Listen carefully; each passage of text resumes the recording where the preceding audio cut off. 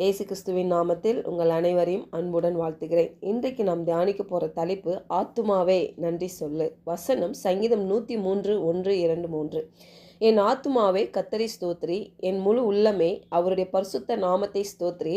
என் ஆத்துமாவே கர்த்தரை ஸ்தோத்திரி, அவர் செய்த சகல உபகாரங்களையும் மறவாதே. அவர் உன் அக்கிரமங்களெல்லாம் மன்னித்து உன் நோய்களெல்லாம் குணமாக்கி. இங்கே தாவீதுதாசன் தன்னுடைய ஆத்மாவை நோக்கி பேசுகிறார். இன்றைக்கு நாம் கூட பாருங்க, நம்ம ஆத்மாவை நோக்கி தேவன் செய்த நன்மைகளை மறவாதே என்று சொல்ல வேண்டும். ஏன்னா இன்றைக்கு வருஷ கடைசியில் நம்ம இருக்கிறோம். இந்த நாளில் தேவன் நமக்கு இந்த ஆண்டு முழுவதும் நமக்கு செய்த நன்மைகள் இல்லை, நம்ம பாதுகாத்திருக்கிறார், நம்மளை வழி நடத்திருக்கிறார், நம்ம தேவைகளை சந்தித்திருக்கிறார், நம்மளை மீட்டெடுத்திருக்கிறார், அநேக காரியங்கள்லேருந்து நம்மளுக்கு விடுதலை கொடுத்திருக்கிறார். அதை நினைத்து நம்ம நன்றி சொல்ல வேண்டும். ஏன்னா இந்த சரீரம் பாருங்க, நல்ல விஷயங்கள்லாம் மறந்துடும் சீக்கிரம். ஆனால் எது மறக்கணுமோ அது மறக்காது.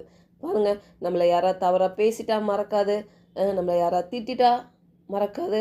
அன்னைக்கு இப்படி சொன்னாங்களே, எத்தனை ஆண்டுகள் முன்னாடி பேசினாலும் அது அப்படியே ஞாபகம் வச்சுக்கும். ஆனால் நன்மைகள் பாருங்களேன், ரொம்ப சீக்கிரம் மறந்துடும்.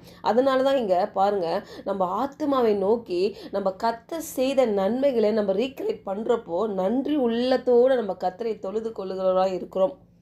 ஏன்னா இந்த சரீரம் மறந்துடுது அடிக்கடி இல்லை, அதை நினைவு கூறணும். நீ பாரு, இவ்வளோ நன்மை கர்த்தர் எனக்கு செய்திருக்கிறாரு.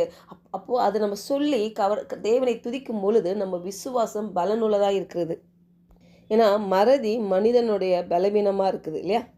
அதை நினைவு கூர்ந்து கர்த்தர் செய்த நன்மைகளை நினைவு கூர்ந்து அவரை துதிக்கும் பொழுது நம்ம விசுவாசத்தின் பலனாக இருக்கிறது. சங்கீதம் 77:11. கர்த்தருடைய செயல்களை நினைவு கூறுவேன், உம்முடைய பூர்வ காலத்து அதிசயங்களையே நினைவு கூறுவேன். இன்றைக்கு நம்ம நினைவு கூறுவோம். ஆண்டவர் அற்புதமாய் இந்த ஆண்டு முழுவதும் நாளை பாதுகாத்திருக்கிறார் இல்லையா. முடிந்தா என்னெல்லாம் இந்த ஆண்டில் எனக்கு நன்மை செய்தார், என்னென்ன வியாதிலேருந்து எனக்கு ஒரு விடுதலையை கொடுத்தார், எந்த பிரச்சனையை நான் பார்த்து பயந்தனோ அதுலேருந்து எனக்கு ஒரு விடுதலையை கொடுத்தார். கர்த்தர் செய்த அதிசயங்களை நம் நினைவு கூர்ந்து கர்த்தருக்கு நன்றி சொல்லுவோம். அவர் நமக்கு அற்புதம், அதிசயம் இல்லை தேவைகள் சந்திக்கிறது இதை மட்டும் செய்யலை, நம்ம அக்கிரமங்களையும் அவர் மன்னித்திருக்கிறார் இல்லையா. மன்னிப்புன்னா பாருங்கள், நம்ம குற்றம் செய்கிறத மறைக்கிறது இல்லை, நம்ம அடையாளத்தை மாற்றுகிறது. ஏன்னா நம்ம மன்னிக்கப்பட்டவர்களாக இருக்கோம். கிறிஸ்துவ சிலுவையில் நமக்காக எல்லாவற்றையும் செய்து முடித்த நாளில் அணிந்து நம்ம மன்னிக்கப்பட்டவர்களாக நம்ம இருக்கிறோம். பாருங்கள், தேவன் மன்னிக்கிறவராக இருக்கிறார். உங்களை மீட்டெடுக்கிறதுக்கு தான் அவர் காத்து கொண்டு இருக்கிறார். நம்ம தான் மனம் மாறி போகணும், நம்ம மனசு தான். ஏன்னா இந்த சரீரம் பாருங்கள், இந்த ஆவி இந்த சரீரத்தில் இருக்கிற வரைக்கும் தான் பாருங்கள் நம்மளுக்கு மன்னிப்பு உண்டாகிறது. இந்த பாவத்திலேருந்து நம்மளுக்கு மன்னிப்பு உண்டாகிறது.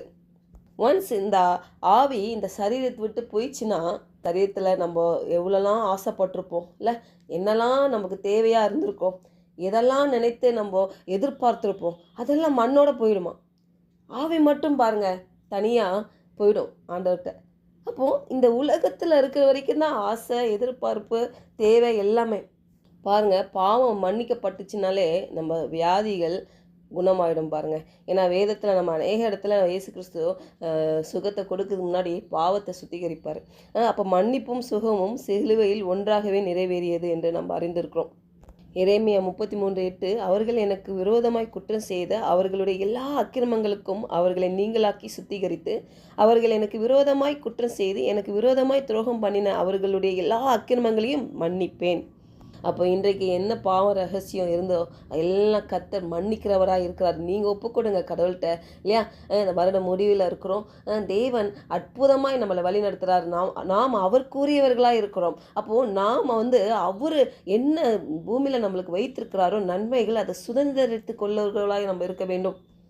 தேவன் நமக்கு முழுமையான மன்னிப்பு, குணப்படுத்துதல் மற்றும் வாழ்வின் சீரமைப்புக்காக ஒரு வழியை ஏற்படுத்தியுள்ளார் என்பதை நாம் நினைவு கொள்ள வேண்டும். நமக்காக அவருடைய மென்மையான இரக்கத்தையும் அன்பையும் கொள்ளுகிறவர்களாக இருக்க வேண்டும்.